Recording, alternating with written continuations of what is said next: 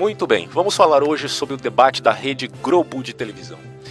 Eu denominei esse debate como o debate da depressão, né? Parecia aquele, sabe aquele, quando você tá acabando o campeonato, você já sabe quem foi classificado, ou se o campeonato de pontos corridos quem vai vencer e tal, ou que tá no embate ali os primeiros times, e aqueles times lá atrás, né, estão cumprindo tabela. É mais ou menos isso que aconteceu no debate da Rede Globo, cara. Foi realmente um debate da depressão. Obviamente, não é para todos, porque o Andrade, vulgo Haddad, Andrade para os íntimos, diria, né? Ele, de certo modo, quis se beneficiar da ausência do Bolsonaro. Eu já explico aqui por que o Bolsonaro se ausentou. A não ser que você já tenha lido a notícia, já está sabendo, né?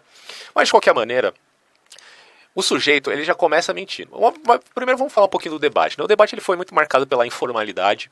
Parecia que o pessoal estava de ressaca. O Bonner errou muito, porque ele tava naquela, pô, que debate chato, vamos cumprir protocolo e só isso e nada mais, né? Então foi um debate que teve momentos engraçados e foi bem informal, tá? Foi marcado pela informalidade. E ele já começa com o Andrade dizendo duas mentiras. A primeira, assim, esquisita, mas faz parte do conluio, tá? Que existe entre partidos de esquerda e esquerda radical. Mas na verdade, no final, tudo é radical para a esquerda, certo? O Andrade chegou a dizer que o Boulos é um candidato sério. Quando eu ouvi aquilo, eu falei, pô, como assim, cara? Você está dizendo que este sujeito aqui, que invade propriedade privada, é um candidato sério? Guilherme Boulos é um candidato sério? E os outros não, né? Tudo bem que os outros realmente não, mas o Boulos, caralho, mas tudo bem, né? Aí ele já me solta uma sequência com alta mentira, dizendo que o candidato Bolsonaro iria cortar o 13º salário. Como se ele tivesse a par da campanha do outro, né? Efetivamente, o Bolsonaro vai cortar o 13º salário se ele for eleito. É claro, gente, eu entendo que a ausência do Bolsonaro não pegou bem para esses caras, principalmente, né? Eu não vou nem dizer pro eleitorado do Bolsonaro, porque os caras estão decididos, vão votar nele, pronto, acabou. Eu já disse que vou votar no Bolsonaro, mas que ele não é o Messias para mim. Ele é apenas um cara que espero que ganhe as eleições, está com grande vantagem, e que eu vou cobrar para que ele cumpra aquilo que ele está dizendo, ponto, né? Só isso, mais nada. Agora, mentir em relação a algo que ele mesmo já desmentiu, porque essa história do 13º é uma crítica técnica feita pelo Mourão, que é o vice do Bolsonaro, de uma linha que vamos colocar assim mais underground. Mas de qualquer maneira, é uma crítica, não significa que isso vá ser feito de fato. Mas claro que para um vice-presidente falar isso pega mal, certo? Então o Bolsonaro, enfim, já desmentiu essa história aí. Então duas mentiras do Andrade logo no começo. Agora, o que ficou chato mesmo nesse debate, que não pegou bem, ao meu ver, foi a ausência do Cabo Daciolo. Tudo bem, o Amoedo não ir é normal, né? A gente já está acostumado. Agora o Cabo Daciolo ele participou de todos os debates, desde o primeiro, que foi marcante, né? Que foi o debate da Rede Bandeirantes, depois de outros da Rede TV, do SBT, da Record. E aí, exatamente no último debate, que a gente já está acostumado com a presença dele, os caras literalmente não convidam. Tudo bem que o Cabo Daciolo é meio maluco mesmo, é normal. Mas eu acho que não convidar o cara não pegou bem, tá, para esse debate. É assim, os caras não sei se sentiriam ofendidos porque o tal Cabo iria dizer que a Rede Globo faria parte de um conluio sistemático do globalismo, da Ursal e, enfim, de todos os projetos de poderes da maçonaria e tal. Mas tirar ele da discussão não ficou legal, certo? Ele foi infelizmente vetado deste debate, não foi convidado. Se não me engano, por causa do número de parlamentares do partido dele, uma coisa assim. E o Cabo Daciolo tem algo a comentar aqui, né? Porque no debate da Record ele disse que... Ele profetizou, que é diferente de dizer qualquer coisa. Ele profetizou, meus caros amigos. Ele diz que Deus lhe prometera praticamente 50% a 51% dos votos. É uma coisa assim que chama a atenção, né? Que ele seria de fato o presidente do Brasil. Então eu fico me perguntando se isso representa algo que a gente poderia chamar de fé. Né? Como diria o Danilo Gentili lá no show dele, quem tem fé é o Meirelles, que investiu uma grana preta aí pra não conseguir voto nenhum. Né? Esse tem fé agora, fé no dinheiro, obviamente. Agora o Cabo Daciolo parece que investiu menos de R$1.000 para a campanha dele e apelou realmente para essa coisa aí de falar com Deus, né, no monte e tal. E eu já disse antes que eu não sou contra que ele vá no monte orar, eu acho que até é necessário na situação que o Brasil está, que a coisa não está só no âmbito natural mesmo. É legal você estar indo orar no monte e tal. Mas só fazer isso. O Cabo Daciolo é um cara que ele ficou nacionalmente conhecido no debate da Bandeirantes e poderia ter crescido muito, só que ele não conseguiu, porque eu acho que se a providência, né, colocou o Bolsonaro para ganhar esse embate aí. E algumas coisas aconteceram que nos deixam meio na dúvida. Poxa, pode ser mesmo. Mas enfim, eu não tô querendo ser místico aqui não, pelo amor de Deus. Mas muitas coisas favoreceram o Bolsonaro, cara. Tanto na Rede Globo, nas 2 ou 3 entrevistas. Na verdade, não só na Rede Globo, na Cultura também. Todas as entrevistas dele favoreceram ele de algum modo. Tiveram algum elemento, sabe? Que a gente poderia chamar... Sabe aquele tempero que você coloca na comida que dá um gosto diferente? Algumas entrevistas acabaram favorecendo demais o Bolsonaro, principalmente na Globo, né? Chamaram a atenção para ele de uma maneira, assim, muito grande da população. E depois o cara leva uma facada e sobrevive. Aí depois surge aquela campanha do ele não, mitificando mais ainda a figura. Agora a figura não pode nem se dizer o nome dele, seja para os inimigos, seja para os que estão ao seu lado, né? O ele não, ele sim. Então virou uma figura mítica, né? Virou uma figura da providência divina o Bolsonaro, um negócio incrível. Né? E eu repito aqui, eu não sou messiânico político, para mim o Bolsonaro é um cara. Né? Agora é um cara que espero que faça bonito e ganhar. Eu tô torcendo, velho, para que ele ganhe, porque... É um sujeito que as propostas se alinham com o que eu penso. Né? Espero que dê tudo certo aí. Mas de qualquer maneira, quando você se volta lá pro Daciolo, que poderia ter crescido muito, e vamos combinar, isso atrapalharia, obviamente, o Bolsonaro, porque ele tiraria votos justamente desse sujeito aí. Ele foi pro monte, né? Ficou isolado. Né? A campanha dele ficou completamente... Ele não deu entrevista para ninguém. Só para alguns gatos pingados lá que subiam um monte e tal. E no final das contas, nem foi convidado para o debate da Globo. Então, Daciolo, se Deus profetizou que você vai ser presidente do Brasil, eu acho que você tem que se atentar ao ano, porque esse ano vai ser difícil. Agora, se o Daciolo ganhar, pode ter certeza, acabou para os ateus, porque essa é a maior prova da existência de Deus que possa existir. Mas beleza. Vamos falar agora do Álvaro Dias. O Álvaro Dias, ele acusou e denunciou muitas coisas importantes. Então aqui eu tiro meu chapéu para o Álvaro Dias. Nesse debate ele foi essencial. Tá? Na falta do Daciolo, tinha lá um cara para mandar ver no PT, né? Bater de frente e olhando nos olhos, que eu gostei. Então, nesse ponto, ele acusou o PT de ser uma quadrilha. Em outros debates anteriores, eu não lembro nesse, que eu pesquei nesse debate também, não assisti tudo. Mas, enfim, nos outros debates eu vi ele citando o caso Celso Daniel. Então, isso aqui é uma coisa realmente importante, certo? Ele também chamou o Haddad de boneco do Lula, e o PT sendo, digamos assim, tomando esse sujeito como um fantoche. Então, ele falou isso na cara, assim, sem ficar desviando os olhos igual o Alckmin, né? Porque quando o Alckmin é confrontado lá pelo Boulos, em vez dele olhar pro sujeito e responder, talvez até apontando dele, já que ele foi acusado, né? Não, mano, o cara literalmente olha pra televisão e fala de uma maneira assim, pacífica, mostrando aquela linguinha dele. Pelo amor de Deus, o cara tá te xingando na tua cara e você fica olhando pra televisão como se não tivesse nada acontecido. Você tem que olhar na cara dele também e falar, o invasor de propriedade, o que você tá falando aí de mim? E, pô, cara, é um negócio óbvio, né? É questão de senso de proporção. Então o Álvaro Dias fez isso, diante da corrupção que existe no Brasil, da Lava Jato. Eu não tô aqui querendo defender o senhor Álvaro Dias, eu não conheço a vida pregressa política dele, mas nesse debate eu gostei. Agora, depois que ele fez isso, o Haddad ficou meio putinho ali, né? Ele pediu compostura no debate. E, de fato, quando você olha pro Haddad, você vê um homem que não tem brilho nos olhos. É um negócio assim que é muito esquisito, cara. Não é ele que tá ali, pelo amor de Deus. Aquilo é só uma figura que representa o Lula. O Haddad virou um símbolo, ele não é uma pessoa. Ele é o símbolo do PT. No outro vídeo eu falei que ele é como aquele gadareno lá, né? É como o gadareno, cara, que recebeu uma legião, só que nesse caso uma legião petista, digamos assim. E é óbvio que eu estou usando aqui de uma metáfora. Bom, Álvaro Dias também foi um dos poucos que debateu, já falei isso aqui, debateu olhando nos olhos dos seus adversários, isso é bom. O Ciro Gomes, cara, o que falar do Ciro Gomes, né, meu irmão? No debate da Record, eu tô lembrando aqui que ele lamentou a negligente ausência do Bolsonaro, porque só porque o Bolsonaro tomou uma facada, agora ele não pode vir no debate. Eu vim aqui com uma sonda porque eu passei mal, não sei aonde, e vim debater, agora ele não. Então acho que alguém tem que contar pro senhor Ciro Gomes aí o que significa realmente uma facada, né?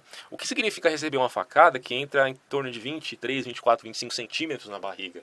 E quanto demora para se recuperar?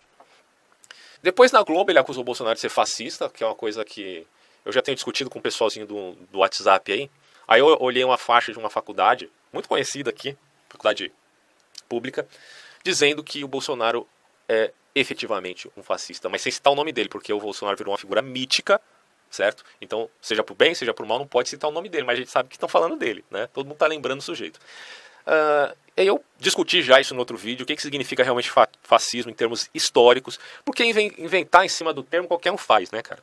Você pega um conceito, você começa a trabalhar em cima e olhar para outros horizontes, qualquer um vira fascista, né? Até uma professora do jardim de infância vira fascista, é um negócio incrível. Então já discuti isso e expliquei no vídeo anterior. Vejam lá, Bolsonaro versus dialética da facada. Aí quando você vai ver essas questões, você vai olhar que o Bolsonaro sempre foi efetivamente truculento é com a criminalidade. Porque aqui no Brasil existe mais de 8, eu já falei isso em outros vídeos também, 80 facções criminosas. Só que aí quando você vai ver o que o Boulos propõe em relação à violência, ele vai dizer, vamos desmilitarizar a polícia, porque para que a gente vai querer mais polícia? Para que a gente vai querer mais prisão? Ele falou isso ipsis literis.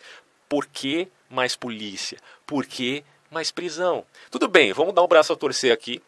Ele estava se referindo à luta contra as drogas. E a gente sabe que tem uma ala aí que não se encaixa no espectro político linear entre esquerda e direita, e que pode-se dizer até anarcocapitalista, que defende a liberação, na verdade a descriminalização, né, das drogas. Então o debate já é um pouco mais longe, não quero ser leviano aqui também de dizer que esse debate é simples, é fácil. Mas diante de uma violência tal que existe no Brasil, o candidato sério chamado Boulos, vide as palavras do próprio Andrade, é um negócio perigoso. Menos polícia, desmilitarização, menos prisão. Aí ele apelou, obviamente, para a gente vetar aquilo que chamamos de tráfico de armas. Obviamente é um dos pontos fundamentais para minimizar a criminalidade, eu concordo nesse ponto. Só que existem outros elementos fundamentais também.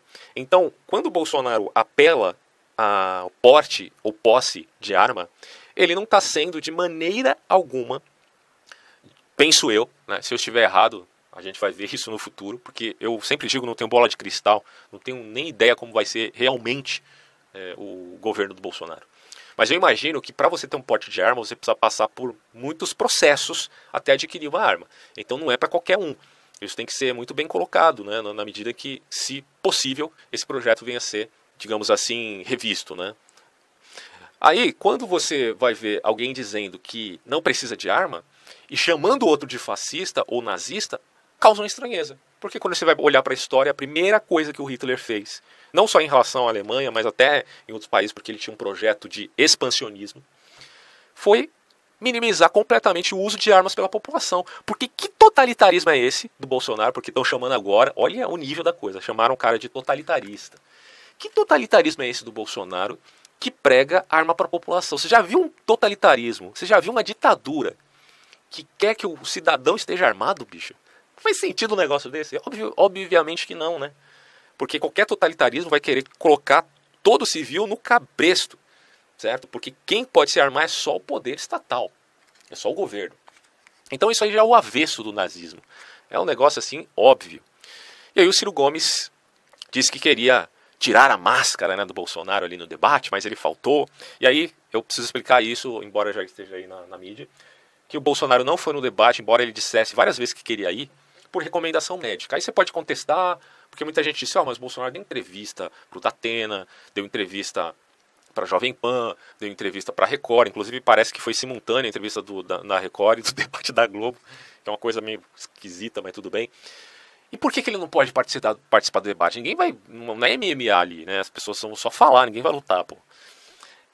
Mas o médico, até onde eu entendi, priorizou que ele ficasse em casa, porque só o fato de você se deslocar para um outro lugar, até porque o debate também da Rede Globo você precisava ir ao centro, né? Então você tem que ficar se deslocando, você passa inevitavelmente por um certo estresse, e as entrevistas do Bolsonaro ou foram no hospital ou foram em casa. Então há uma diferença de você dar entrevista no hospital em casa e dar uma entrevista direto no estúdio da Rede Globo. Eu imagino que seja diferente sim, então por recomendação médica ele não foi. Poderia, sei lá, os caras fazerem uma adaptação assim, tipo Bolsonaro em casa, respondendo, poderia ser uma coisa inusitada, mas nada impediria os caras de fazerem isso, imagino eu, né? Mas ninguém quis se habilitar a fazer esse tipo de coisa, e aí não teve debate com o Bolsonaro, ponto.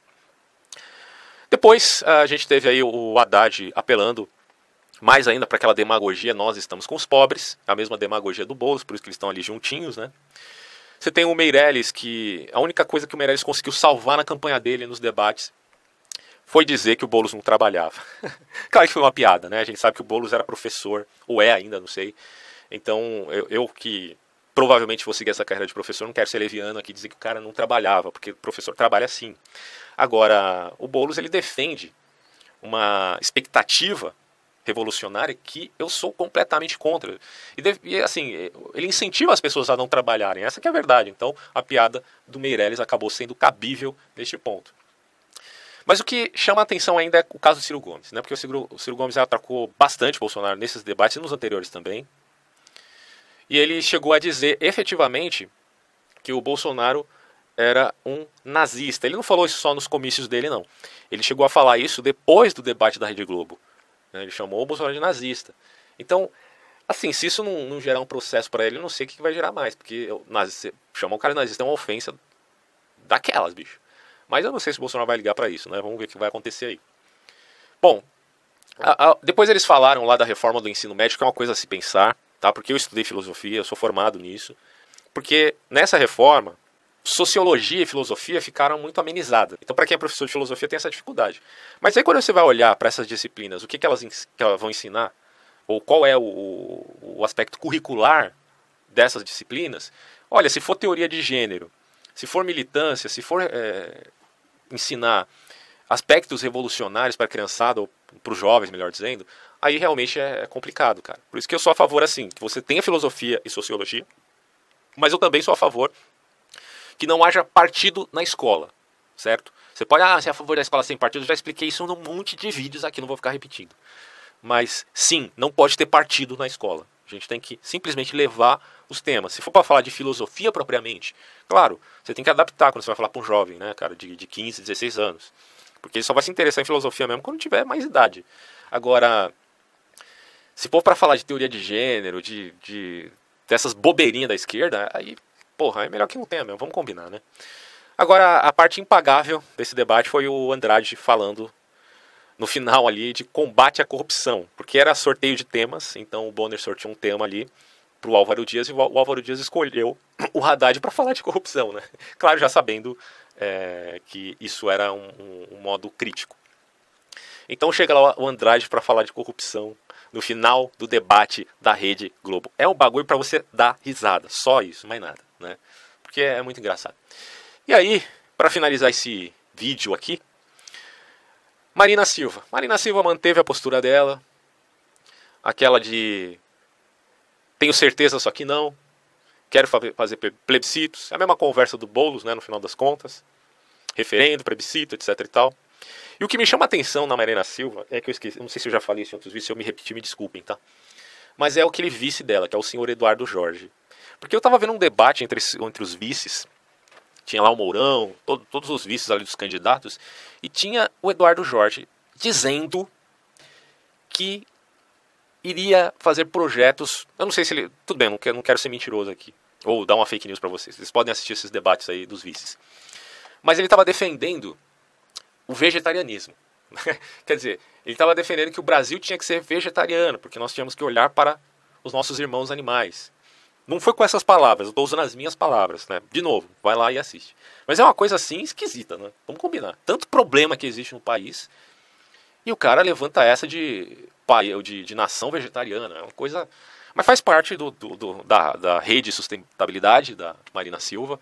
Então a gente já percebe aí o que significa realmente os projetos e a intencionalidade desse partido e dessa candidata já demonstra claramente o que eles realmente querem fazer no país, porque na verdade a preocupação não é necessariamente com o Brasil, a preocupação é com o mundo, porque eles adotaram a cartilha apocalipsista, mas de vertente verde, certo? Eles já falam do Partido Verde, a gente já sabe o que eles seguem. Não estou dizendo aqui que são pessoas corruptas, que são mal, ou que o vegetarianismo não é algo a ser debatido, mas quando se fala de problemas da nação brasileira, eu acho que é um tema que deveria estar lá no finalzinho e quase sequer citado. Tem muito problema aqui que a gente precisa resolver, principalmente na violência de nós próprios seres humanos. Bom, é isso que eu tinha para dizer desse debate e até próximos vídeos. Tchau. E nos vemos domingo, né, nas eleições. Vamos ver como que vai ser o final dessas eleições. Vai ser interessante, né? Espero que o resultado seja bom.